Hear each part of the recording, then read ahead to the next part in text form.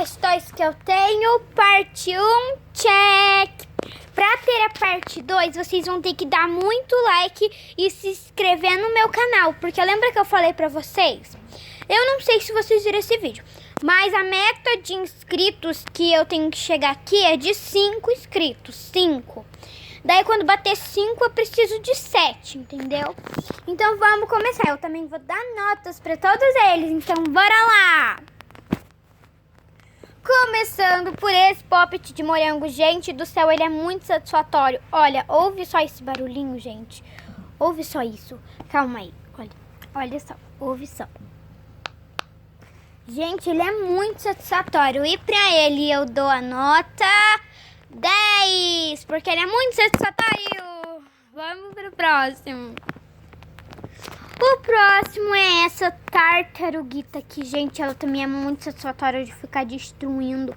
E ela é muito satisfatório de ficar clicando aqui, ó. De ficar, tipo assim, apertando o narizinho dele. Olha, gente, se vocês pudessem, meu Deus, apertar isso aqui, vocês vão ver como é muito satisfatório. E o olhinho sai pra fora. Olha só como fica. Mas ele é muito satisfatório de ficar apertando. Também aqui nas costinhas também é bem satisfatório, olha. E pra esse daqui eu dou 10 também, porque ele é muito bom. Vamos pro próximo.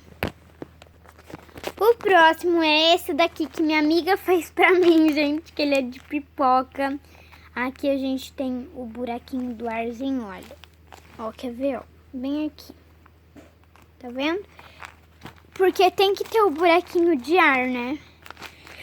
Bom, gente, pra esse daqui que minha amiga fez pra mim, eu vou dar nota 10 também. Eu adorei. Todos os meus sugestões, eu adorei. Ai, que susto. Então, foi esses os meus sugestões. Se vocês quiserem ver mais dos meus sugestões, é só dar like pra parte 2. Tchau!